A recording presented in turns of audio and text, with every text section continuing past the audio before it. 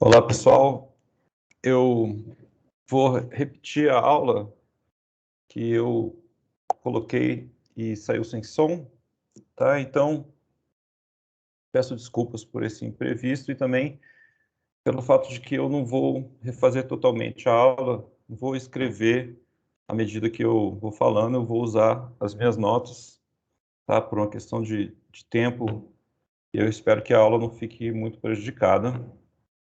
Eu vou basicamente narrar o que está escrito, tentar explicar, eventualmente fazer alguma anotação adicional, tá bom? Então vamos lá. Hoje eu queria falar sobre a relação entre matrizes e transformações lineares, que é uma relação muito importante. Então, deixa eu começar falando um pouquinho sobre as matrizes.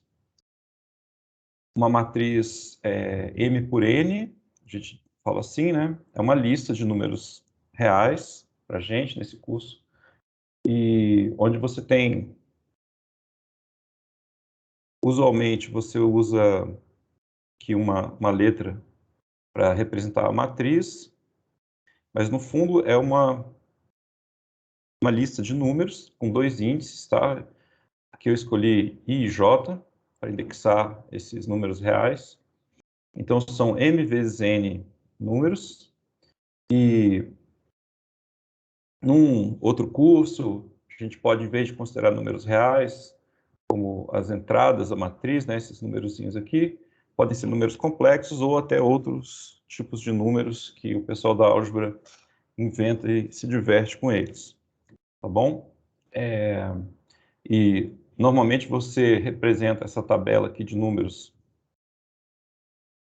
de forma a colocar alguns deles na horizontal, outros na vertical, são as linhas e colunas da matriz.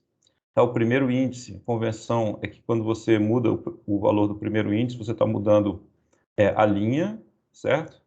Então você tem A11, A21 até a AM1, é a primeira coluna, e você está mudando de linha, tudo bem? E assim por diante. Então você tem esses, essa tabela, né, essa lista de números, e como é que isso se relaciona com transformações lineares, tá? Então eu vou considerar aqui uma transformação linear, e também vou usar o símbolo aqui, letra A maiúscula. Transformação linear saindo de um espaço vetorial E, chegando no espaço vetorial F. E aqui sempre, nessa discussão, E e F vão ser espaços vetoriais de dimensão finita. Tudo bem? Então, uma vez que eles têm dimensão finita, o que a gente faz, né? A gente escolhe uma base para o espaço de saída, uma base para o espaço de chegada, tá? Então, eu estou chamando de V, aqui a coleção de M vetores, que formam uma base do espaço vetorial E, e de W, uma coleção aqui de N vetores, W1 até Wn, uma base do espaço vetorial F. Tá? Então, você tem esses dois espaços vetoriais, você tem infinitas bases que você pode escolher no E, infinitas que você pode escolher no F, e vamos supor que a gente fixou duas bases. Tem duas escolhas aí, tá?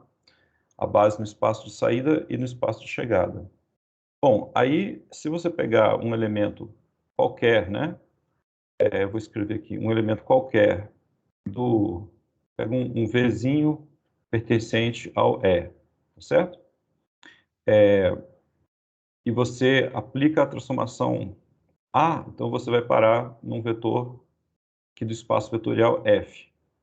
Tá? Um vetor do espaço vetorial F, ele vai poder ser expresso como combinação linear dos vetores da base aqui, né? E também um vetor V arbitrário aqui, ó, ele vai poder ser expresso como combinação linear dos vetores da base do espaço de saída. Então, se a gente pensar um pouquinho, a gente vê que a transformação linear, ela fica inteiramente determinada. Com isso eu quero dizer o seguinte, eu sei o que ela faz com qualquer vetor, se eu souber o que ela faz nos vetores de uma base. tá? Isso é muito importante, é uma observação básica, mas que a gente usa toda hora. Então, por exemplo, você poderia ter assim, o V, né, poderia ser eu vou escolher aqui uma letra, desculpa, um θ1 número vezes o V1, mais um θ2 vezes o V2, até um θm vezes o Vm, tá? Onde esses tetas, eles são números reais, tá? Uma combinação linear dos vetores da base, qualquer vetor arbitrário aqui, você pode fazer isso, pela definição de base. Então, você usando a linearidade da aplicação A, o A aplicado a V é a mesma coisa que o A aplicado a essa soma, mas aí você pode separar, né, você vai ficar com uma coisa assim, θ1, desculpa, A de V1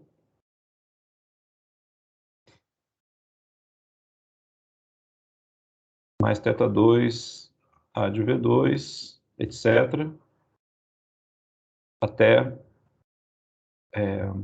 θm, A de Vm, certo?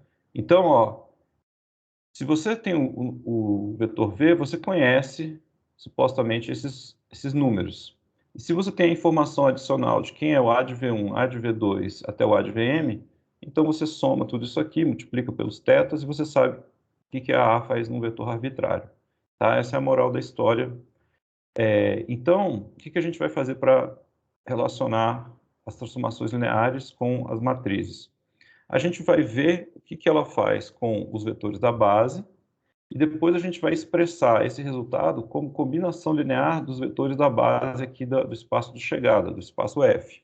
Então, por exemplo, eu aplico a transformação A ao V1, vai dar um vetor, perdão, que é a combinação linear dos Ws, que é a base do espaço vetorial F.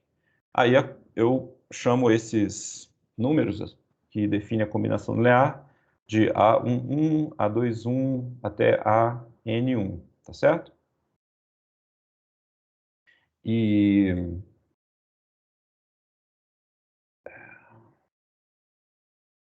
a gente aqui, desculpa, acho que eu estou vendo um pequeno confusão aqui. Eu vou trocar o N pelo M, tá? Senão ali está trocado. Perdão. Esses índices, eles são realmente traiçoeiros. É fácil você se confundir. Perdão. Então, eu quero N linhas, M colunas, tá bom?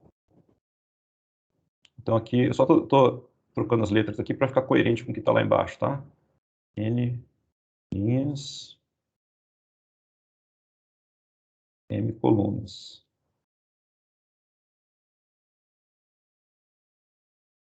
Tá bom? Então, as linhas vão de 1 a N, colunas de 1 a M. Acho que agora está mais coerente com o que eu vou fazer agora, né? Tá. Então, ó, a gente indexa assim, tá bom? E, de maneira geral, se você tem um VJ, um elemento J-esmo, elemento da base, você, né, aqui, eu só estou trocando onde tinha 1 aqui, né, botei J, tá? E a gente vai usar essa notação de somatório, certo? Que é uma abreviação, esse lado direito é só uma maneira de abreviar o que está escrito aqui no lado esquerdo. Tá? Então, quando a gente tem uma soma onde as parcelas são indexadas, então aqui o índice aqui é o I, tá? O J não está variando, é um J que eu escolhi, tá? E essa é a notação de somatório que eu acho que vocês já conhecem, essa altura do campeonato, pelo menos no curso de cálculo, né? Tá bom?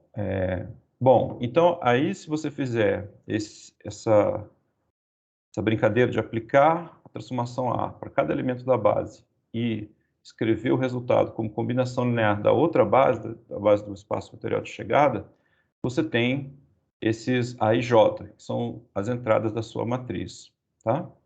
E aí uma observação importante é a seguinte, é que essa matriz que a gente está definindo aqui, ela depende da escolha das bases, tá? Então, se você escolher bases diferentes para o seu espaço de saída, espaço de chegada, você vai obter matrizes diferentes, tá? Então, essa ponte entre matrizes e transformações lineares depende da escolha das bases. E boa parte das técnicas de álgebra linear, no fundo, você pode pensar elas como, dada uma transformação linear, eu quero entender ela, né? Talvez exista alguma base do espaço vetorial de saída e de chegada que sejam bem adaptadas, vamos dizer assim, um pouco de maneira informal, à transformação linear em questão. Ou seja, quando você for montar a matriz que representa a transformação linear, e quando você for operar com essa transformação linear, usando essa matriz, se você conseguir escolher e descobrir bases que se adaptam bem à transformação linear, a matriz vai ficar simples. Você vai, computacionalmente, você vai ganhar e você vai também conseguir entender, tirar uma espécie de ruído aí, escolhendo a matriz boa, é como se você estivesse sintonizando um rádio, né? Bom, agora todos os rádios têm sintonia automática, mas assim, você tira um pouco do ruído que existe por essa escolha arbitrária de bases e você foca no essencial que é importante para entender a transformação linear, tá? Eu sei que eu estou falando isso de modo muito genérico, mas com os exemplos e a gente avançando um pouco na teoria, eu acho que vai ficar claro isso. Mas, de qualquer maneira, deixa eu fazer um exemplo aqui, onde eu vou pegar uma transformação linear, tá? Deixa eu passar para esse exemplo aqui. Vou pegar uma transformação linear de R2 em R2, essa aqui, tá? Que a matriz que representa ela na base canônica, a base canônica, esse par de vetores aqui, né? A gente chama de E1 e E2. Então, essa matriz que eu escrevi aqui, 2, 2, 2, 5, seria a matriz que representa uma transformação linear, que eu também estou chamando de T. Espero que não cause confusão. E eu quero saber como que seria a matriz que representa a mesma transformação linear numa outra base. Então, eu escolhi aqui uma outra base, cujos elementos eu batizei aqui de W1, W2. E eu quero saber como é que é a matriz dessa T quando eu escolho essa outra base, tá? Então, pela nossa receita aqui, ó, de construir a matriz, observe o seguinte, ó, por exemplo, a primeira coluna da matriz, eu obtenho ela aplicando a transformação linear ao primeiro elemento da base, depois escrevendo esse elemento da base, a imagem, perdão, como combinação linear no espaço aqui de chegada, tá? No nosso exemplo, o espaço de saída e o espaço de chegada são iguais, e as bases que eu estou pegando aqui, nesse R2 e nesse R2 aqui, são a mesma, tá? Então, vamos lá, como é que a gente faz? Então, eu tenho que responder a seguinte questão. O que a T faz com o W1? Aí eu expresso esse resultado como combinação linear de W1 e W2, e eu tenho os coeficientes que vão me dar a primeira coluna da matriz. Faço a mesma coisa aqui para o T de W2. Calculo isso aqui e expresso o resultado como combinação linear de W1 e W2. Tá bom? Então, vamos lá. Como é que eu faço, por exemplo, para calcular esse T de W1? Bom, aquela matriz que foi dada, né? Eu, basicamente, ó, o W1 é o vetor de coordenadas 1, 2. Eu escrevo ele como uma matriz, tá? E faço a multiplicação dessa matriz 2 por 2 por essa essa matriz coluna, ou a gente chama às vezes de vetor coluna, tá? E quando você faz essa multiplicação, o resultado é esse aqui, tá certo? 2 vezes 1 mais 2 vezes 2, dá 2 mais 4, dá 6. 2 com 1 mais 5 vezes 2, dá 2 mais 10, dá 12. Tudo bem? Então, o resultado, o t de W1 é o vetor ou ponto, como vocês queiram chamar, 6, 12. Okay? Agora, quando você olha para o W1 e para o W2, porque a próxima etapa seria expressar o t de W1 como combinação linear de W1 e W2. E aí, acho que não dá muito trabalho ver, né, que esse vetor 6, 12 é 6 vezes o vetor W1, né, porque você multiplica 1 por 6, 2 por 6, você fica com 6, 12.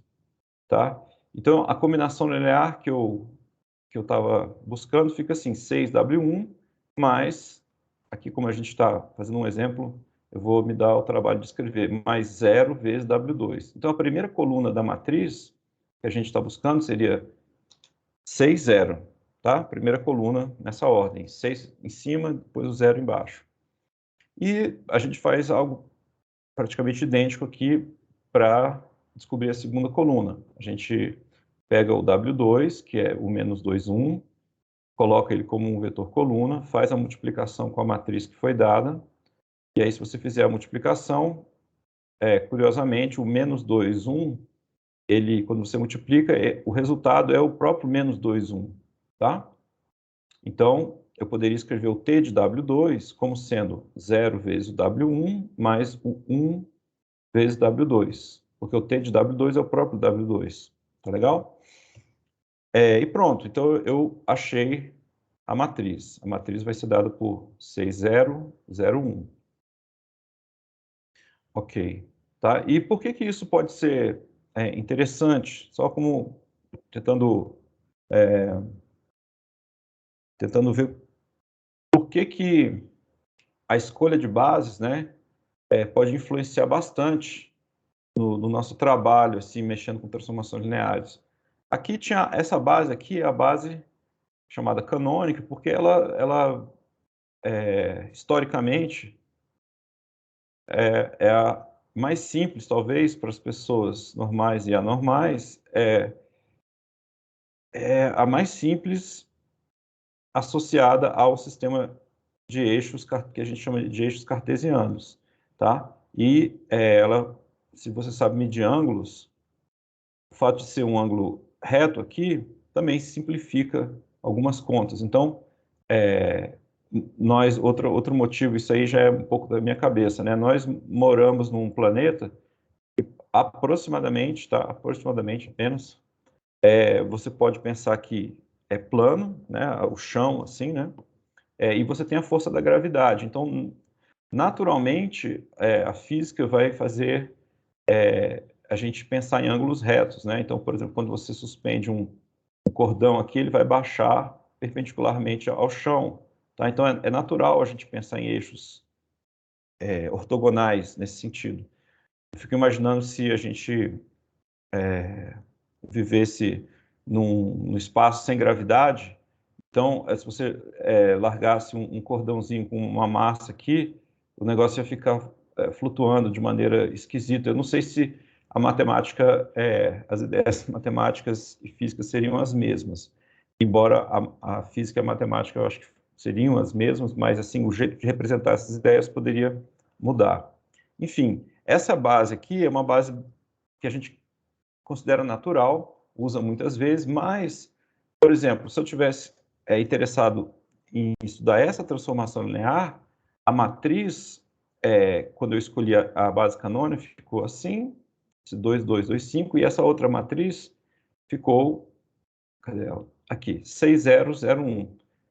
Alguém pode pensar, são só 4 números, né? E lá também tinha 4 números, mas a diferença que é importante aqui é que você conseguiu 2 zeros aqui, tá? E esses zeros, quando você vai fazer conta com as matrizes, 0 vezes alguma coisa é sempre 0, você não precisa nem calcular, tá? Então, isso pode simplificar enormemente os seus cálculos, principalmente quando você tem matrizes grandes, tá? Porque aí negócio cresce muito rápido. Mas, a título de exemplo apenas, a gente pode pensar assim, hipoteticamente, que você gostaria, vamos dizer assim, de aplicar essa transformação do R2, no R2, vamos dizer assim, 10 vezes seguidas. Você aplica, depois aplica de novo, depois aplica de novo, tá? E quer saber o que vai acontecer no final, depois de você aplicar 10 vezes seguidas essa transformação, compondo a transformação com ela mesma 10 vezes. Bom, a composição de transformações lineares é uma transformação linear. No caso 2 por 2, a gente viu que a composição de transformações lineares corresponde à multiplicação de matrizes. Então, a gente teria que multiplicar aquela primeira matriz aqui, se a gente usasse a base canônica, essa 2, 2, 2, 5, multiplicar ela por ela mesma 10 vezes, tá? Imagina o trabalhão que isso vai dar. Agora você compara esse trabalhão com o trabalho de multiplicar essa outra matriz 10 vezes, ela por ela mesma. Você pode, no primeiro momento, falar, deve ser parecido. Mas esses zeros ajudam bastante, tá? Por exemplo, se fosse 3 vezes que você fosse multiplicar, bastaria você pegar os elementos da diagonal e elevar ao cubo, tá? Se fosse 10 vezes, vocês podem checar, isso aí é fácil de checar, né? Você teria 6 elevado a 10. Olha só, claro que eu não sei exatamente quanto que é 6 elevado a 10, mas é um número aqui que eu já posso pensar em calcular, e aqui 1 elevado a 10, que é o próprio 1, né? No caso aqui, como era 1, ficou fácil. Mas assim, num piscar de olhos, você já tem essa multiplicação que representa a transformação linear tão bem quanto essa outra matriz que eu não me aventuro a calcular, tá certo? Vai dar muito trabalho. Claro, alguém pode falar, você pode usar um computador. Pode, mas quando as matrizes são grandes, mesmo para os computadores, isso vai fazer uma diferença, tá? Então, tem uma parte da álgebra linear, que é a álgebra linear numérica, que você realmente tem que ter um pouco de arte aí para desenvolver métodos, códigos, algoritmos, para conseguir fazer cálculos envolvendo matriz da maneira que você economiza tempo aí de processamento, tempo computacional. Isso acaba sendo bastante importante nos dias de hoje, tá bom? Bom, então lá se foi o exemplo. E agora eu queria fazer algumas observações sobre a relação entre multiplicação de matrizes e a composição de transformações lineares. Então, no caso 2 por 2, que eu acabei de mencionar, quando você compõe transformações lineares, e se você tem uma matriz associada à transformação linear, no mundo das matrizes, essa composição equivale à multiplicação de matrizes, tá? Isso no caso 2 por 2 a gente até já verificou. Mas vocês podem se perguntar, e no caso geral, né? Então, vamos dar uma olhada para o caso geral. Você tem aqui, então, ó, vamos pensar que eu tenho uma transformação linear A, saindo de F, saindo de E, chegando em F, uma B saindo de F, chegando em G, e aí você pode fazer essa composição, aplicar primeiro A, e do E para o F, depois B, e do F para o G. Então, a B bola A, você iria do E para o G, tá? E aí, vamos supor que a gente escolheu bases, uma base U para o espaço vetorial E, uma base V para o espaço vetorial F e uma base W para o espaço vetorial G. Tá bom? Tá aqui. Fixadas essas 3 bases, eu posso montar a matriz que representa a transformação linear A, sabendo as bases que eu fixei aqui em E e F, e a matriz que representa a transformação linear B, sabendo as bases que eu escolhi aqui para F e G. Então, eu vou ter a matriz da A nessas bases e a matriz da B nessas bases. Eu vou chamar essas matrizes de A e B também, tá? Eu espero que não cause confusão. Beleza, então aqui a gente tem a matriz da transformação B, que é a matriz B. Os elementos dela são esses B e J, tá? E ela tem, então, M linhas e N colunas. É isso mesmo? Deixa eu ver se eu não errei de novo isso aqui. Só um pouquinho. A B está saindo do espaço vetorial F, né? Então acho que é isso mesmo. Tudo bem. Chegando. Uhum. Tudo bem. E aqui eu tenho a matriz de A, que eu estou saindo do espaço vetorial E, chegando em F. Então, eu tenho P colunas. Acho que está certo aqui os índices. Desculpa, é porque é fácil de se confundir, tá? Bem, então, eu poderia, né, fazer o produto B vezes A. Então, só lembrando como é que é o produto, se você nunca viu, eu estou definindo agora o produto de matrizes, tá bom? Eu acho que pelo menos para o caso 2x2, dimensões pequenas, vocês devem ter visto. Na escola, hoje a gente estava fazendo ao longo do curso até agora, né? Mas aqui para uma matriz, vamos dizer, qualquer, B vezes A, né? Vai ser uma matriz... Então, olha só, a matriz B, ela vai ter M linhas, N colunas, isso aqui é a B, né? A matriz A, ela vai ter N linhas, tá? E... será que está trocado isso aqui? Espero que não, né? Assim, né? Tá bom? Então, então quantas colunas você vai ter, né? Na B, você vai ter N colunas. E esse mesmo N vai ser o número de linhas. Número de linhas da A, tá? E a matriz C, ela vai ter M colunas. É isso? Vamos lá. Vamos ver aqui. Desculpa, M linhas, eu tô meio louco hoje, né? M linhas e N colunas, né? P colunas, perdão.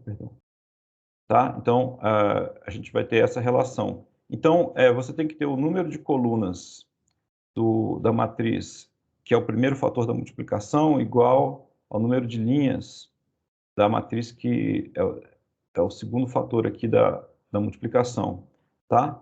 Então, você define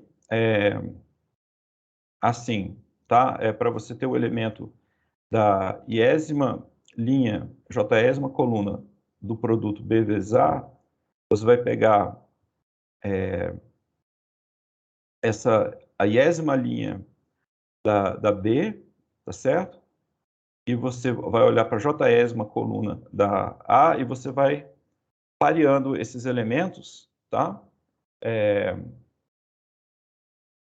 E fazendo o produto deles e somando, seguindo essa expressão aqui.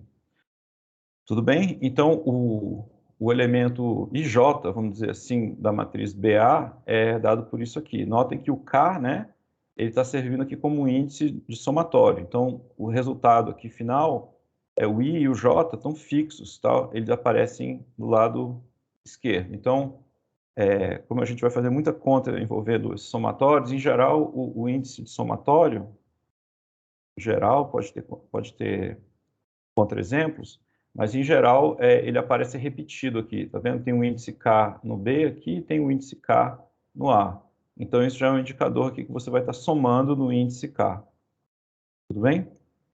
Bom, e aí tem uma pergunta que seria a seguinte, ó. Se você tem essa matriz A, né, que representa a transformação linear A, como a gente fez, e B é a matriz que representa a transformação linear B, então, será que a matriz B vezes A, ela representa a transformação linear B bola A? estou abreviando transformação linear por TL, tá? Então, você tem uma matriz A, que representa a transformação linear A, uma matriz B, que representa a transformação linear B. Aí, em termos de matrizes, você pode fazer B vezes A, né? Como a composição de transformações lineares é uma transformação linear, então a transformação linear B bola A tem que ter uma matriz associada a ela, uma vez que você fixou as bases, né?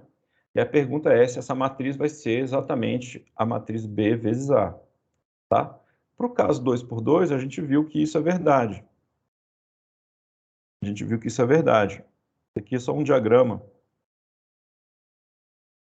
tá? É aqui o espaço de saída, você aplica A, você chega em F, depois você aplica B, você chega em G, e a composição é justamente isso, você aplicar primeiro A, depois B, tá? B bola A.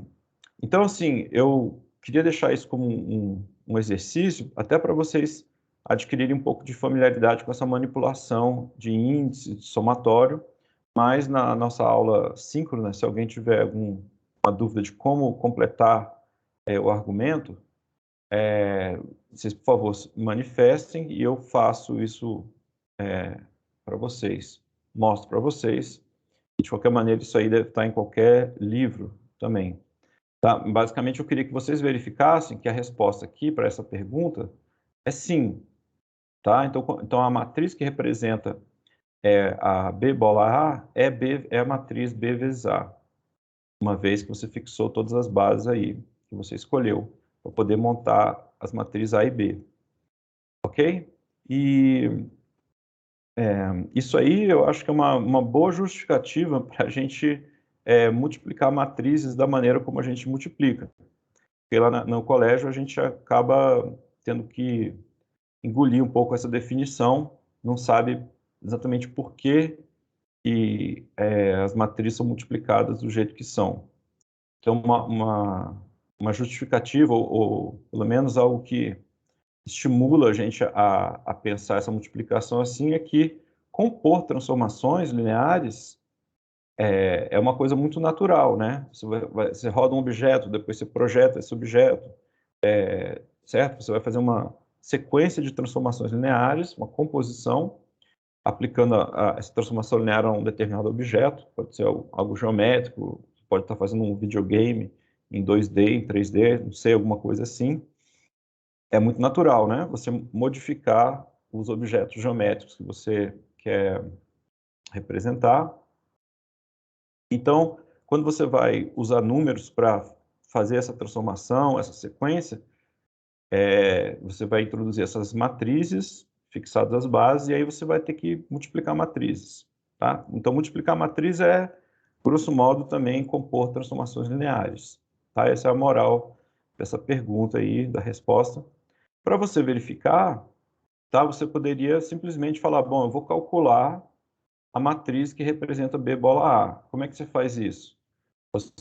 Para saber as colunas dessa matriz, por exemplo, a J-ésima coluna, você pega o J-ésimo, vetor da base do espaço vetorial de saída, que seria, se a base aqui do espaço vetorial é composta por esses vetores 1, 1 até o P, então você pega lá um J-ésimo elemento e vê o que a B bola A faz com esse cara. Então, você tem duas etapas. Primeiro, você vai aplicar a transformação A, então você vai calcular o A de UJ, tá? Esse A de UJ você pode escrever como combinação linear dos vetores da base de F, e aí você vai estar usando a matriz A, né? E numa segunda etapa, você aplica B a essa combinação linear dos vetores da base aqui do F. A base do F, eu acho que era W, né? Uma coisa assim. Não, V, perdão, V. Tá? Então, você vai ter uma combinação linear, no final, uma combinação linear dos Ws, e esses elementos aí que são as entradas da matriz que representa B bola A. Então, o exercício, tá? Façam essa continha com detalhes, e a conclusão que vocês devem chegar é que esses coeficientes, tá?